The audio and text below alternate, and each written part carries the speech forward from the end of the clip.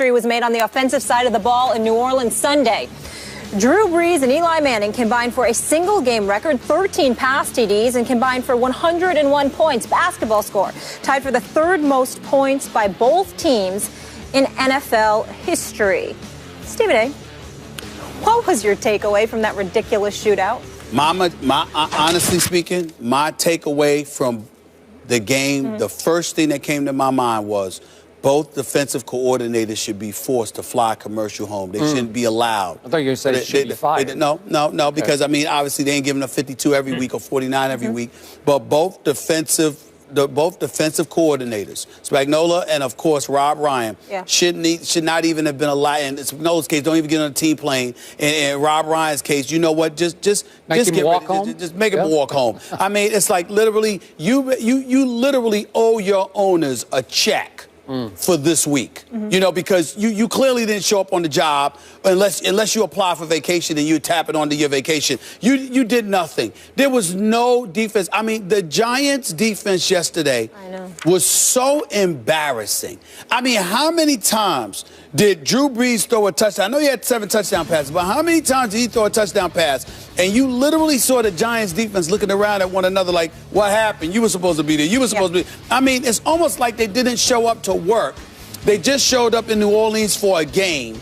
And then the next thing you know, this kind of stuff happens. Of course, Drew Brees was sensational.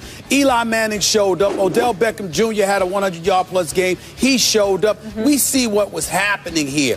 But there was literally no defense. It looked like a Big 12 game for crying out loud. No defense whatsoever. And by the way, Tom Coughlin should be ashamed of himself, too. This man has a defensive background. This man has credentials. He's a 2-time Super Bowl champion. And talk about the identity of the New York Giants. When they won Super Bowls, it was all about their defense. With Parcells, with Tom Coughlin, okay? Led by Strahan or Justin Tucker or these boys. It didn't matter. You saw a defense. Never in my wildest dreams did I think we'd see a big blue team that was so god-awful defensively. I don't care who's hurt.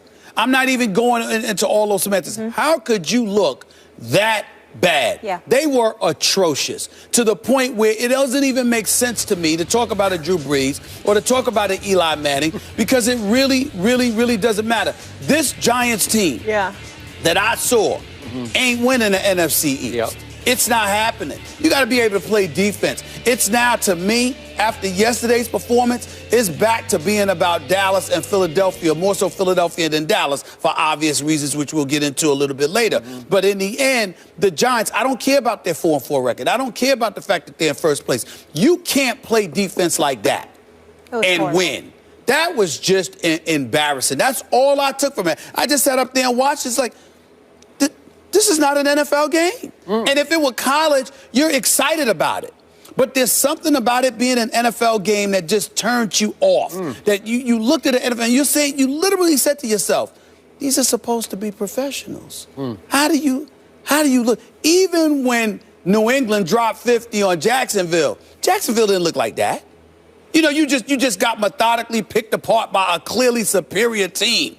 No, in the case of the Giants against the Saints, it literally looked like both teams decided not to play defense. The 29th and 30th ranked defense going into it, total I mean, I couldn't believe how bad they looked. I really couldn't. Did the game count? Yes. It goes in the standings, It goes in the standings. Okay, I want to make sure of that because you said it didn't look like an NFL game. It did. And by the way, before I launch on this, Molly is threatening to unfollow me on Twitter. I trolled him last night. I thanked the Saints for winning that game for me and my Cowboys, and in it, I wrote Giants in all lowercase letters. And everything like else little in Giants. caps. Okay? Just obnoxious. She's going to unfollow me over it was obnoxious. That's fine. Okay, here's my takeaway. No team that gives up 52 points deserves to win the NFC East. I'm sorry, no team. Right. So that was my number one takeaway. And number two, because the game did count in the standings, dropping the Giants to, 4-4? First place. Now, somehow, some way, embarrassingly enough for the division, my Dallas Cowboys are still only one game out of first place in the loss column. Only one game out of first place in the loss. Are you kidding me? And, my other takeaway was that the ultimate new accident waiting to happen in pro football is your New York Giants. How did they lose that opening game at Jerry World? And then follow that up by a loss. And they lost to the Falcons. And the Falcons are starting to get exposed as just pretty good. Not great, not dominant. They're just pretty good. They lost at home to Tampa. They almost lost at home to the Redskins. Remember that? So they're getting exposed. Yes. They're coming back to earth quickly. And yesterday, the New York Football Giants managed to blow this game on a face mask penalty by the punter. By the punter. By Brad Wing. The punter. Here he is. He gets a face mask as the ball is fumbled forward. This is Cowboys-esque. This is Cowboys-esque. This is old Cowboys. Previous Cowboys-esque. These are the Cowboys you used to laugh at, scoff at, ridicule for being the accident waiting to happen. And now it's Brad Wing. Brad Wing, he gets a face mask, and all of a sudden they've got a 50-yard field goal, and the new kicker hits it, and the game is over. And here's the God's truth of what happened yesterday. Your Giants didn't deserve to win this game because your Giants were 1 out of 8 on third down. In the shootout, they still were only 1 of 8 on third down. And when you look at the total yards, your Giants had 416, which is really good. The other team's got 614, so almost 200 fewer yards do your Giants have than Drew Brees and company, right? Yeah. And the Giants did have 1 defensive touchdown on the fumble return, 63 yards. Okay, so you hang in. That actually put you ahead. But the home team had 2 turnovers, and the Giants only had 1 turnover. Yeah. So I look at what happened. Your Giants were lucky to be in the game, and then incredibly unlucky to blow the game. In the end, they come back to the pack. And the truth is, the NFC East, halfway through, it hasn't even started yet, right? It's like it's up for grabs now. It's still, I don't know, the Washington Redskins could win the NFC East for all I know. Yo, listen, they're only a game back. That's what I'm saying. They're only a game back. I mean, it's, again, Dominique Rodgers-Cromartie, I want to sort of omit him from this conversation because he makes plays. He's had 3 interceptions in the last 2 weeks. He finds a way to keep himself actively involved. Yeah. I get all of that, but I mean, this is some embarrassing stuff here. And you Spagnola, I mean, you should be ashamed of yourself. You Rob Ryan. I don't care that you won. You should be ashamed of yourself. You Rob Ryan, your defense. I mean, talk about somebody that lost his luster. I mean, think about it. Once upon a time, we just sat there and said if he lost some weight and got a haircut, we you know what, he could be a head coach. He could be a head coach. Gotta look the part. Gotta show up to work like a professional. Get a haircut. Go to a salon, or in his case, a salon, not a barbershop, and just get the haircut. Do whatever. Do whatever you need to do. Yeah. But then you look at this defense and the way that it has played, particularly yesterday too. Just no excuse whatsoever. And the Giants didn't even run the football. Everything was with their passing attack.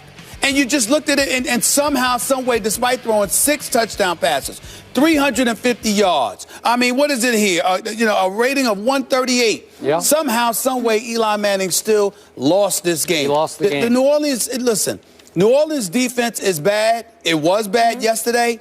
But the Giants were so embarrassing because, again, at least when New Orleans got beat, there was somebody in the vicinity. Yep. I mean, you look at the Giants, it was like, literally, who was it that scored the 1 touchdown where he's just strolling in? When he just strolling, I mean, who was? Literally walked in, looking behind, and it's like, there's nobody near me. Nobody's home. He literally could have walked the last 30 yards. Most yards allowed since 1943 by the Giants. I don't even understand it. I really don't understand it. He literally could have walked the last 30 yards. Yeah. Walked. Was that fun for you? Did you enjoy that? Great time. That was my great moment of the day. Yeah. How about those Cowboys? We'll talk about Colston. them. Colston. It was Colston. Yeah. I'm just saying. I just looking at him. He's like he couldn't believe how wide open he was. Yeah. It was just embarrassing, man. And like I said, it's an NFL game. You don't anticipate seeing something like that. That was just bad. Okay. As long as we don't have to talk about the Cowboys today, I'll be happier. Right. Of course we're talking about the Cowboys today. Of course. Oh, well, I'll lay out of this one. Right. I'll let Stephen A. handle it. Please. The NFC is looking like the AFC South. It's bad. Right. In a battle of Skip and Stephen A.'s Super Bowl team.